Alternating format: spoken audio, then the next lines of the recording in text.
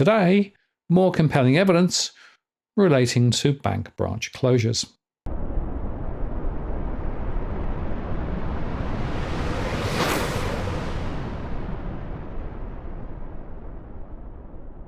Hello again, it's Martin North from Digital Finance Analytics. We've got this post covering finance and property news. This is the third section of evidence provided to the hearing on Friday relating to bank branch closures, and Dale Webster, the journalist, took stage and went through some of the critical issues, specifically around issues relating to what the data actually says and the way the data is actually used. You've been very helpful with lots of information, and glad to be able to welcome you this morning. For the record, could you please state your full name and the capacity in which you appear? Dale Webster. I'm an independent journalist researching specifically at the moment on regional bank closures. Great, fantastic. We have your opening statement, and as you might have heard me say to others, we're a really compressed timeline, so it'd be great if you do have an opening statement, make it really, really brief so we have time for questions too. Thank you. Yes. Look, I was told that. I've written it up. What I might do is just leave out the section on the APRA data because it is complex and you do have a lot of information on that and it's in the opening statement. So give you a really quick rundown on how I got into this. I was a journalist covering regional bank closures in what I call the second wave of regional closures that started about 2015-16. I was really sad when you're reporting on an issue like this. You see so many people who are just so desperate to get an outcome from these stories, and I just knew that there was nothing that they could do and nothing that I could write that would make an iota of difference at a local level. So I spent a lot of time thinking about if there was a national impact to so many banks closing across such a vast geographical area. And my story, published in 2021, Big Four banks casting a dangerous shadow, is the result. Cutting a very long story very short, in a nutshell, I found there was a strong argument that the lack of banks in regional Australia, coupled with the fact that there was more cash in circulation in Australia at any point in our history, has led to banking desert with thriving cash economies. And this isn't by choice, it's by necessity. Banks just continue to vanish and the distance between them just is growing wider and wider. I tried to contact the Reserve Bank and talk to the researchers of a report on cash and hoarding cash. They weren't interested. But officially they'll tell you that the missing cash is being hoarded. But when we press them on it, they say it comes in and out of hoarding. And they can't track when this occurs. So my interpretation of this is that they've basically got no idea where the cash that they classify, whether the cash that they classify as hoarded is buried in a tin in the ground, as most people sort of assume hoarding is, or whether it's moving around towns in these banking deserts. The reason they don't know where this money is out in regional Australia is one of the main ways that they had of tracking cash was bank deposits and withdrawals. And that is no longer an attractive option when it's a 600-kilometre round trip or more to the next closest branch. I see the Reserve Bank's up this afternoon, and I'm curious to know, I've been thinking a bit more about this and how this spending in regional areas is impacting on inflation and whether it's even being considered. And if it's not being considered, why not? The last time I checked, the number was more than 90 billion banknotes in circulation. Michelle Bullock is blaming inflation in part on money spent on sporting events and recreation in the media. You heard at the WA hearing that people are having to take annual leave to travel to a bank to get the cash to run weekly footy or the local show. And I didn't hear anyone saying that they were taking another day off to travel back and bank the takings. In fact, there's a lot of people telling you that there's money coming over the counter in their shops and they're having to use it to fill up their ATM. So it's this constant cycle of people spending money and then it's sort of being fed back into a cash cycle. So this is where I was going to talk about the APRA data, so we'll skip that. I just want to share some fact-checking I did after the September hearing. There's one thing that in particular that really got my goat. ANZ CEO Shane Elliott told the inquiry ANZ had teamed up with researchers from the University of South Australia to understand the impact of digital services on older Australians. And that they found, and I quote, most older Australians like and accept the online banking environment, and that Australians over 65 are responding in line with younger cohorts in adopting digital banking. Took a lot of digging to find this, but I found the report that Mr Elliott refers to, and most older Australians was actually 46 people who lived in Adelaide and Melbourne. I can also reveal at the time, ANZ was in the process of settling a complaint with the Human Rights Commission over its use of power of attorney documents as a workaround when elderly customers can't navigate the bank's call centre system or access a branch, but they're still fully able to make banking decisions otherwise. One of the outcomes of this agreement was that a conversation be had at board level about the treatment of elderly customers. This provides a segue into a final point I want to make, which is about the human rights benchmark at the University of Sydney has developed for financial institutions. I've only just found out about this, but from what I've read, one of the categories they've assessed was the treatment of customers. In their first assessment, all four of the big banks scored the lowest possible rating for treatment of customers, a red light. To quote the researchers, I really want you to take this in. The banks think that they can manage the optics. No one will ask the questions and dive into the data and see what is actually happening. What is missing is board high governance responsibility for human rights. They can fund the footy team and they can support children's cancer research, but it doesn't excuse or balance out what they're doing in their own day-to-day business activities. This is from the Law Department of Sydney University. I'd like to table that report and the individual assessments for ANZ, CBA, NAB and Westpac for your consideration, because no one but the banks are benefiting from these closures and their actions. As you've been hearing all over Australia, it's causing harm to individuals, regional businesses and, as I've shown with my research, possibly even the national economy.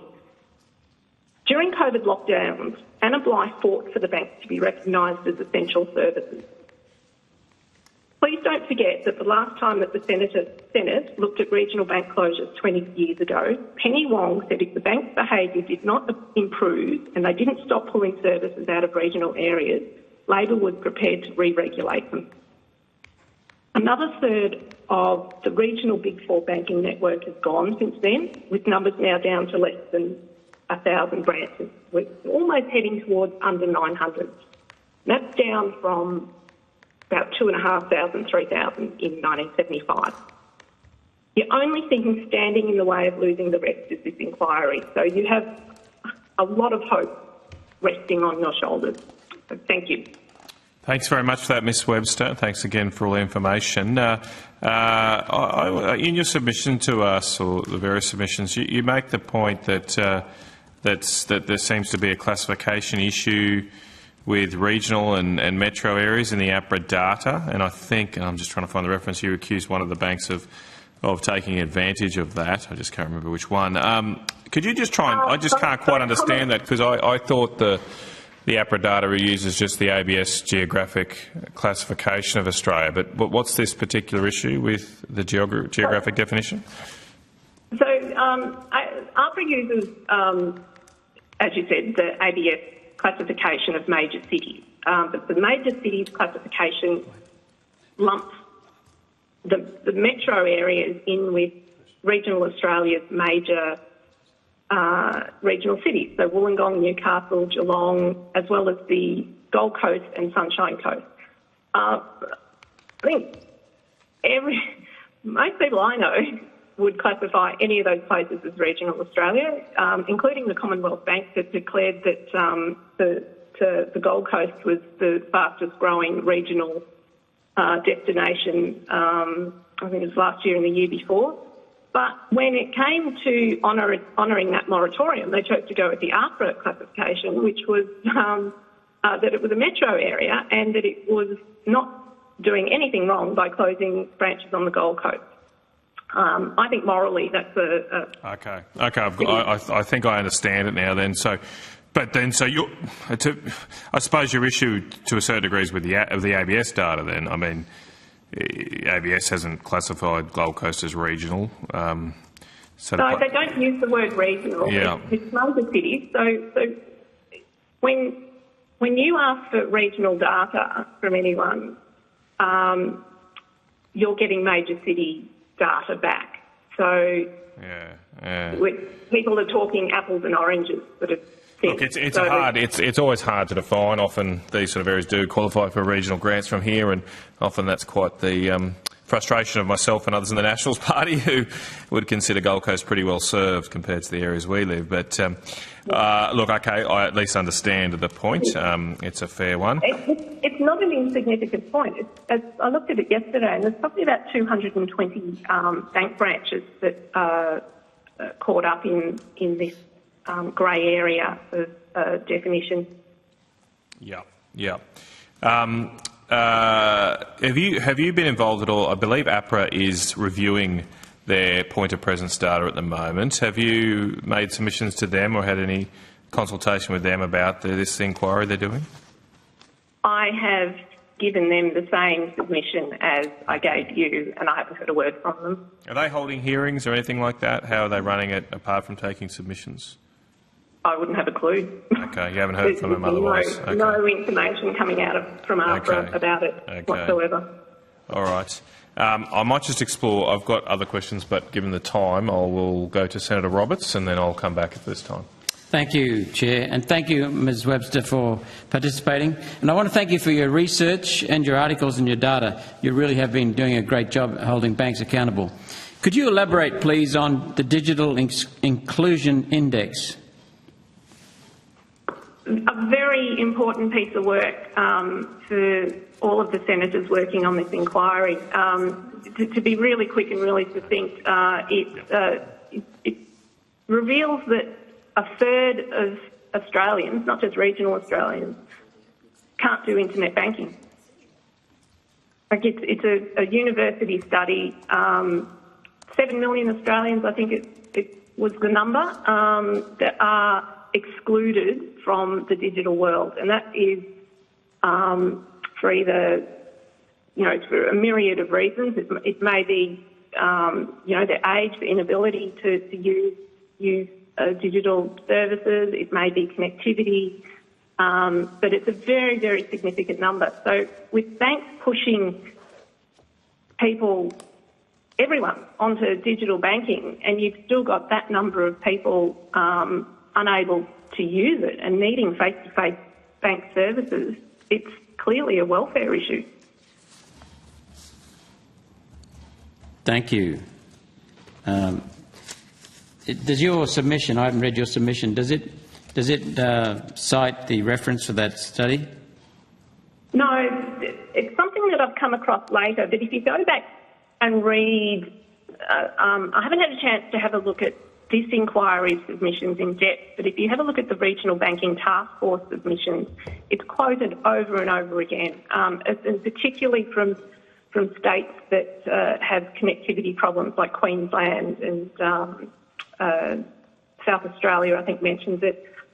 In this inquiry's submissions, it's quoted by, the distinction of actually receiving a submission signed by a state premier, which was Tasmania. And he quotes the Digital Inclusion Index as an important factor.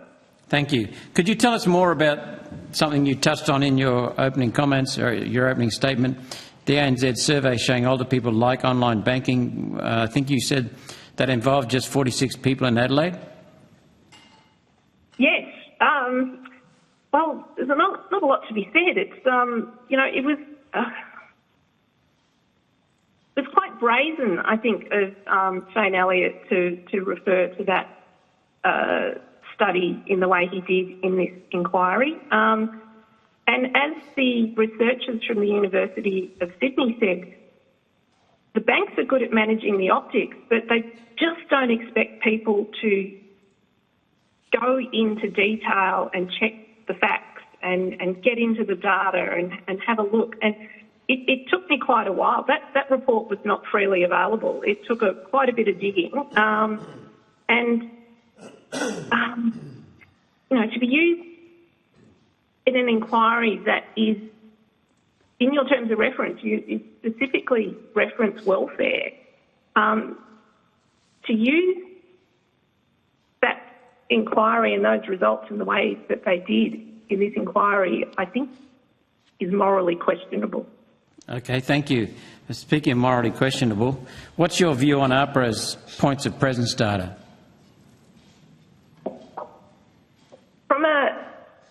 From a user perspective, and journalists are routinely pointed to this data whenever they ask a bank about bank numbers, branch footprints, anything like that.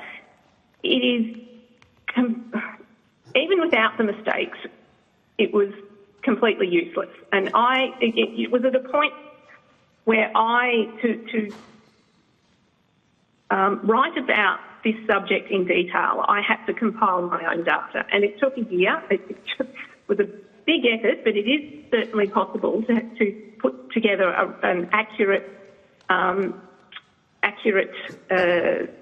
list of Australia's banks and where they are.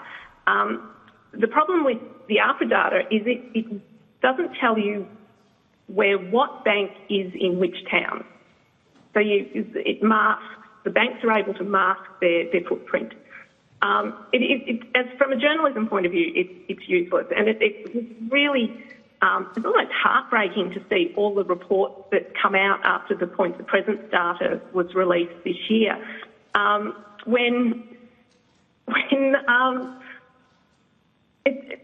it's wrong. Like they were very careful how they worded it, but there's an issue over the definition of what a bank branch is. And when you take tellers and cash service out of a bank, which ANZ and NAB are doing, I think the others are starting, and become cashless banks, as one journalist said to me the other day, was asking me about fake banks, and I think that's probably a really good term to describe them. It gets really complicated. So APRA can't actually tell you, if you ask them later this morning or this afternoon, how many banks closed in Australia last year, which was the job it was given 20 years ago by a similar inquiry to yours. They can't answer truthfully. They don't know. I've asked them this last month, how many have closed, and they don't track it. They can tell you how many have been closed and reclassified, but because banks have had to downgrade. If they've taken tellers out, that they're no longer legally, in the eyes of government data legislation, they are no longer a bank branch. So at the moment, you can't look at that data and see what the definition, the difference is. So it's a mess. It's an absolute mess. Okay, thank you. You also alluded to a thriving cash.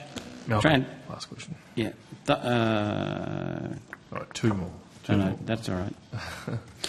The banks, Ms. Webster, are politically connected throughout government, through the MPs. Do you think regulations, we're told we're highly regulated, but it seems to me the regulations protect the banks because small businesses, individuals, farmers haven't got the resources, haven't got the money to pay for the legal defence or legal prosecutions that are needed to hold the banks accountable. And they haven't got any real competition because they dominate. They're essentially, as I see them, one large bank with similar shareholdings, controlling shareholdings in BlackRock and Vanguard that operate behind 4 different logos. So have they got too much power, and do we need more competition? Look, as a journalist, I probably it's not the question for me. I'd have a personal opinion. I would like to see the banks regulated properly. I think the Banking Code of conduct needs to be taken out of their hands and put into an independent arbitrator. It's how they've been allowed to take so many banks out of regional areas and leave towns and people, just scrabbling. I don't know how they've been allowed to do this without some oversight. Okay, last question.